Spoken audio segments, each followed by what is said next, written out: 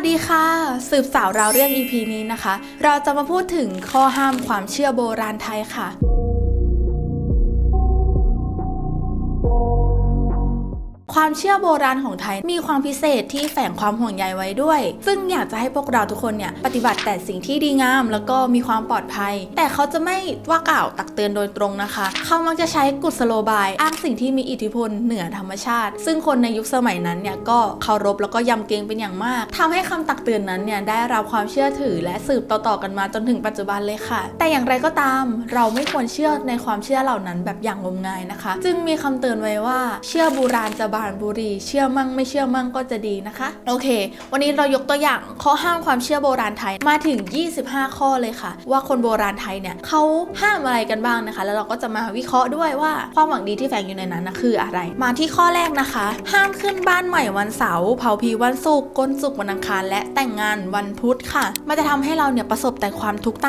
่างๆนะคะเนื่องจากวันเสาร์เนี่ยมีดาวเสาร์ซึ่งเป็นดาวแห่งบาปเคราะห์ครอบงำโหรสมัยโบราณเนี่ยมักจะไม่ให้เลิกงานมงคลเป็นวันเสาร์เลยส่วนวันศุกร์เนี่ยจะเป็นวันแห่งโชคลาภแล้วก็ความสุขนะคะจึงไม่ควรทำเรื่องโศกเศร้าเขาเลยไม่ให้เผาผีวันศุกร์ส่วนวันอังคารเนี่ยเป็นวันที่ให้โทษรองจากวันเสาร์ก็คือถ้าเราโกนจุกหรือตัดผมแบบกันคิ้วหรืออะไรต่างๆนะคะในวันอังคารเนี่ยอาจจะทำให้เราเลือดตกยางออกได้ส่วนวันพุธโหรในสมัยโบราณเนี่ยเขาเรียกว่าพุธเรรวนคือไม่ควรแต่งงานในวันพุธเพราะว่าอาจจะทำให้ชีวิตคู่เนี่ยไม่มั่นคงแล้วก็อาจจะทำให้คู่รักเลิกลากันได้นะคะเลยไม่ควรแต่งงานกันในวันพุธนั่นเองค่ะมาที่ข้อ2นะคะเขาบอกว่าอย่าเคาะจานขณะกินข้าวค่ะมันจะเป็นการเรียกผีเร่ร่อนนะคะมากินด้วยดังนั้นเนี่ยพวกผู้ใหญ่นะคะจึงห้ามลูกห้ามหลานเลยว่าไม่ให้เคาะจานขณะกินอาหารในการรับประทานอาหารแล้วเราใช้ช้อนเนี่ยกระทบกับจานแล้วเกิดเสียงดังก็เป็นมารยาทที่ไม่ดีอีกอย่างหนึ่งเหมือนกันอันนี้ก็อาจจะเป็นข้อที่คนโบราณจึงกล่าวแบบขู่ขวัญเด็กไว้ว่าห้ามเคาะจานเสียงดังเพราะมันเป็นมารยาทที่ไม่ดีเลยค่ะในสมัยโบราณหรือสมัยปัจจุบันด้วยข้อที่3นะคะเขาบอกว่าอย่าให้ผ้าเช็ดหน้าการให้ผ้าเช็ดหน้ามันเป็นลางร้ายของการพรากจากกันก็คือไม่ว่าจะให้ของขวัญกับเพื่อนหรือแฟนสมัยก่อนนะคะผ้าเช็ดหน้าเนี่ยเราจะมีไว้สำหรับซับน้ำตาซึ่งอันเนี้ยมันจะเป็นลางไว้เลยล่วงหน้าเหมือนแบบว่าให้ผ้าเช็ดหน้าเพื่อเอาไว้ซับน้ำตาที่เราจะต้องพรากจากกันไม่ว่าจะกับเพื่อนหรือกับแฟนนะคะมาที่ข้อที่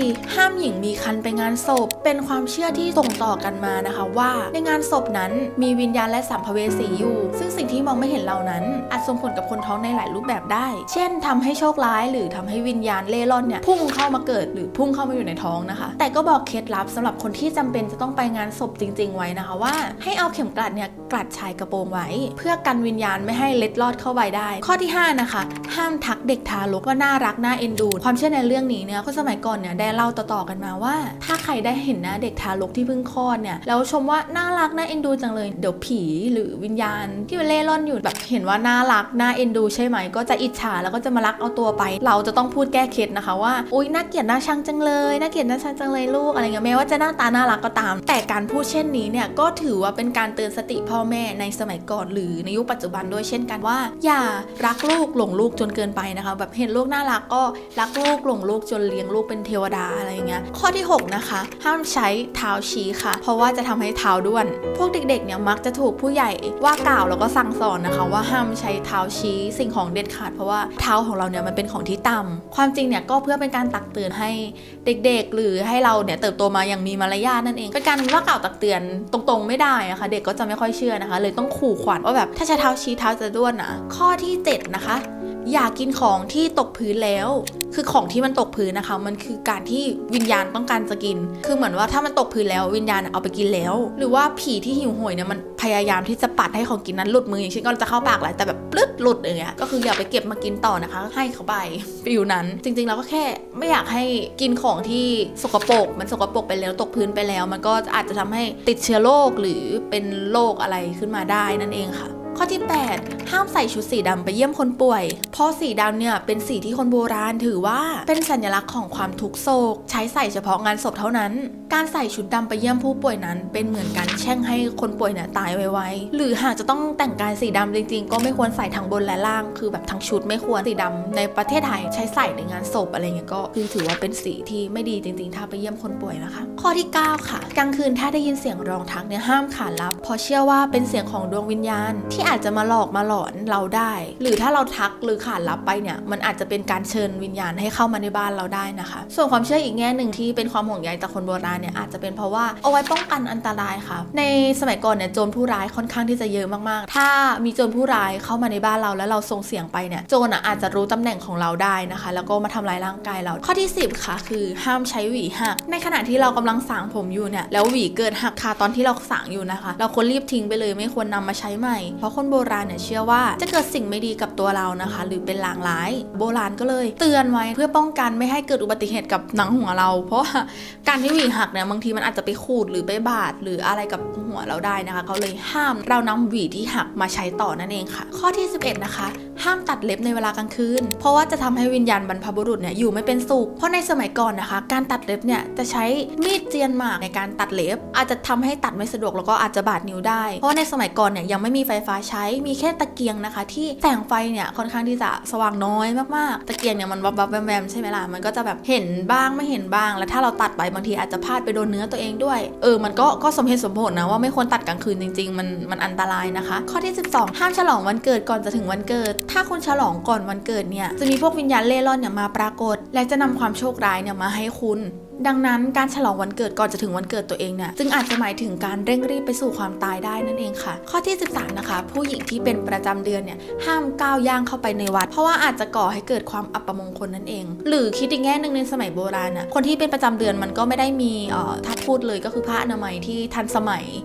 เหมือนปัจจุบันนะคะต้องแบบขี่ม้าถ้าทุกคนเคยดูเรื่องบุพเพสันนิวาสนะคะก็จะเห็นได้ว่ามันค่อนข้างที่จะลำบากมากๆในการที่จะมีประจำเดือนครั้งหนึ่งเนี่ยโดยบางทีเนี่ยเขามีข้อห้ามเลยนะคะว่าห้ามออกจากห้องเลยก็มีข้อที่14ค่ะคือห้ามเหยียบธรณีประตูหลายคนเนี่ยคงเคยได้ยินว่าพวกผู้ใหญ่จะห้ามไม่ให้เราเหยียบธรณีประตูนะคะต้องเดินข้ามเพราะว่าในนั้นเนี่ยจะมีสิ่งศักดิ์สิทธิ์หรือเทวดาเนี่ยสิ่งสถิตอยู่นั่นเองจริงๆแล้วเนี่ยน่าจะเป็นกลอุบายอย่างหนึ่งว่าไม่ให้เราเนี่ยเดินเหยียบหรือสะดุดนั่นเองป้องกันไว้ก่อนเพราะในสมัยก่อนนะคะบ้านโบราณเนี่ยเขานะคะจะยกธรณีประตูให้สูงเข้าไว้เพื่อกันฝุ่นเข้าบ้านแล้วก็กันน้ำเข้าบ้านหรือแบบน้ำท่วมนะคะแบบกรณีน้ำขึ้นแล้วก็ป้องกันเด็กๆที่คลานเล่นแล้วจะตกลงบ่อน้ำไปได้ข้อที่15ห้ามตากผ้าข้ามคืนว่ากันว่าคนโบราณเนี่ยไม่ให้ตากผ้าข้ามคืนนะคะเพราะว่าจะมีกระสือเนี่ยมาเช็ดปากโดยจริงๆแล้วเนี่ยการห้ามตากผ้าเวลากลางคืนนะคะเป็นวิธีถนอมเสื้อผ้าอย่างหนึ่งเนื่องจากหากเราตากผ้าตอนกลางคืนแล้วเนี่ยนอกจากจะเสี่ยงในการโดนขโมยแล้วเนี่ยนะคะยังอาจจะทำให้เสื้อผ้าของเราที่ซักเสร็จนะคะต้องตากน้ำค้างหรือโดนน้ำค้างที่สำคัญเนี่ยอาจจะมีสัตว์หรือแมลงมีพิษมาเกาะที่เสื้อผ้าของเราได้โดยที่เราไม่รู้นะคะแล้วพอเราเอามาใส่เนี่ยก็จะเกิดอันตรายกับตัวเราได้ข้อที่16ห้ามรับมีดในเวลากลางคืนความเชื่อเกี่ยวกับการทำครัวนะคะเขาเชื่อกันว่าของมีคมทุกชนิดเนี่ยมักจะมีวิญญาณสิงสถิตอยู่ซึ่งจริงๆสาเหตุของการห้ามรับมีดในเวลากลางคืนเนี่ยอาจจะเป็นเพราะว่าตอนกลางคืนเนี่ยมันมีแสงสว่างที่น้อยนะคะทำให้มองไม่เห็นและอาจจะโดนมีดบาดได้ข้อที่17ค่ะห้ามทำให้ครัวสกปรกเพราะจะทำให้เราเนี่ยอับโชคซึ่งความจริงแล้วเนี่ยหากเราปล่อยปละละเลยทำให้ครัวของเราสกปรกเนี่ยก็ส่งผลต่ออาหารของเรานะคะก็คือเรื่องสุขอนามัยนั่นเองถ้าเราทำอาหารในพื้นที่ครัวที่มันสกปรกบางทีก็อาจจะมีเชื้อโรคหรือเชื้อราหรือโรคต่างๆเนี่ยเข้าไปในอาหารได้มันก็จะทำให้อาหารที่เรารับประทานเนี่ยไม่สะอาดนะคะแล้วก็ไม่ถูกสุขอนามัยนั่นเองข้อที่18ห้ามเดินข้ามขั้นบันไดหากเราเดินข้ามขั้นบันไดเนี่ยจะทำให้เราทำมาหากินลำบากซึ่งจริงๆแล้วเนี่ยความเชื่อนี้นะคะเขาไม่อยากให้เราเนี่ยเดินข้ามขั้นบันไดเพราะว่าอาจจะเกิดอุบัติเหตุได้หรือเป็นคำเตือนที่แฝงคติไว้ด้วยว่าอย่าทำอะไรแบบเร่งรีบเร่งรัดจนเกินไปควรจะทำอะไรอย่างค่อยเป็นค่อยไปไม่ทำเกินความสามารถของตัวเองและเป็นการสอนที่ทำให้เรารู้จักการคิดเป็นขั้นเป็นตอนเหมือนขั้นบันไดที่เดินไปทีละขั้นทีละตอนนะคะไม่ควรข้ามขั้นข้อที่19ห้ามนอนหันหัวไปทางทิศตะวันตกการนอนหันหัวไปทางทิศตะวันตกเนี่ยมันเป็นทิศของคนตายรวมทั้งถ้ายมบาลมาเห็นเนี่ยอาจจะเข้าใจผิดคิดว่าเราตายไปแล้วด้วยก็อาจจะมาดึงวิญญาณของเราไปได้นะคะอันนี้ก็แล้วแต่ความเชื่อของทุกคนเหมือนเดิมเลยใครเชื่อก็เชื่อได้ค่ะเพราะอันนี้มันก็ไม่ได้ทำให้เราเสียหายหรือแบบว่าดูงมงายจนเกินไปเหมือนกันข้อที่20แล้วนะคะห้ามปลูกต้นลั่นทมในบ้านเนื่องจากชื่อของต้นลั่นทมเนี่ยมันมีการออกเสียงที่คล้ายกับคำว่าละทมก็เลยเชื่อกันว่าหากบ้านไหนปลูกต้นลั่นทมนะคะก็ทำให้บ้านนั้นเนี่ยมีแต่ความทุกข์แล้วก็มักจะนำสิ่งไม่ดีมาให้ตามความหมายของชื่อเลยซึ่งความจริงแล้วเนี่ยต้นลั่นทมนะคะมียางที่มันเป็นพิษและมักจะมีบุ้งมาอาศัยอยู่มากหากเราปลูกต้นลั่นทมในบ้านเนี่ยอาจจะเกิดอันตรายกับลูกหลานหรือตัวทุกคนในครอบครัวได้นะคะข้อที่21แล้วค่ะห้ามหญิงสาวร้องเพลงในครัวเพราะ ราะว่าจะทำให้เราได้ผัวแก่นะคะเหตุผลจริงๆของความเชื่อนี้เนี่ยคนโบราณเนี่ยอยากให้เราตั้งใจทำอาหารหรือประกอบอาหารให้มันออกมาดีนะคะแบบถ้าเราร้องเพลงไปด้วยแล้วทำอาหารไปด้วยบางทีอาจจะลืมใส่ผงชูรสหรือลืมใส่น้ำตาลหรือใส่อันนั้นไปยังใส่เครื่องปรุงอันไหนไปหรือยังหรือบางทีใส่มากไปน้อยไปอะไรเงี้ยเขาอยากให้เรามีสติตอนทำอาหารนะคะให้ตั้งใจทำอาหารให้ออกมาอร่อยนั่นเองมาที่ข้อที่22แล้วค่ะคือห้ามกวาดบ้านในเวลากลางคืนเพราะว่าจะเป็นอัปมงคลเปรียบเสมือนเป็นการปัดแล้วก็ขับไล่เทวดาที่ปกปักรักษาเราเนี่ยออกจากบ้านไปนะคะก็จะทำให้พูดผีหรือวิญญาณร้ายเนี่ยเข้ามาทำร้ายคนภายในบ้านได้บางทีกุศโลบายนี้นะคะอาจจะเป็นไปได้ว่าในสมัยก่อนเนี่ยไฟฟ้ายังไม่มีนะคะและการที่เราปัดกวาดในเวลากลางคืนเนี่ยมันจะทำให้เรามองไม่ค่อยเห็นเราอาจจะปัดกวาดเผลอกวาดสิ่งที่มีค่าหรือของใช้ชิ้นเล็กๆเนี่ยกวาดลงไปข้างล่างได้แล้วทิ้งพอเช้ามาก็คือหาไม่เจอนะคะว่าเราเอาสิ่งเนี้ยไว้ที่ไหนประมาณนั้นมาที่ข้อที่23แล้วค่ะใครที่ครองพระนะคะห้ามลอดราวเพราะว่าจะทำให้เครื่องรางของขลังนั้นนะคะเสื่อมลงที่สำคัญเนี่ยอาจจะผิดของหรืออาจจะทำให้เราเป็นบ้าไปเลยก็ได้ความจริงแล้วโดยปกติเนี่ยราวตากผ้าจะเป็นของต่ำส่วนพระเครื่องเนี่ยเป็นของสูงไม่สมควรจะเดินลอดไปจะเป็นการไม่ให้ความเคารพนับถือคือเหมือนสอนและเตือนสติว่าถ้าเราจะเคารพอะไรสักอย่างเราควรแสดงออกมา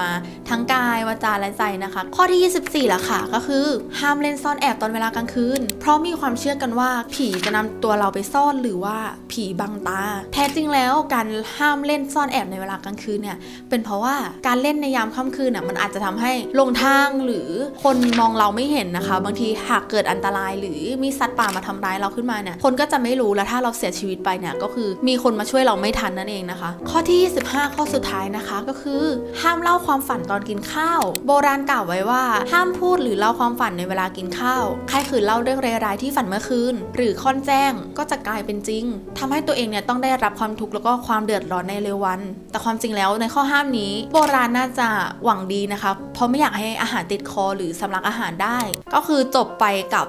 25ความเชื่อโบราณของไทยซึ่งทั้ง25ข้อเนี่ยเราเองก็ปฏิบัติมาบ้างแล้วก็เชื่อบ้างไม่ได้แบบเชื่อจ๋าขนาดนั้นซึ่งความเชื่อหลายๆความเชื่อที่กล่าวมานะคะก็มีความห่วงใยที่แฝงไปทุกข้อเลยจริงๆก็หวังว่าข้อมูลที่กล่าวมาวันนี้จะมีประโยชน์สำหรับทุกคนแล้วก็คนอื่นๆนะคะถ้ามันมีประโยชน์ก็ฝากทุกคนกดแชร์กดไลค์เป็นกำลังใจให้เราแล้วก็อย่าลืมกดติดตามพวกเราไว้ด้วยนะคะในการสืบสาวเราเรื่องนี้ก็จะมีข้อมูลดีๆมาแบ่งปันทุกคนอีกเรื่อยๆเลยค่ะถ้าติดตามไว้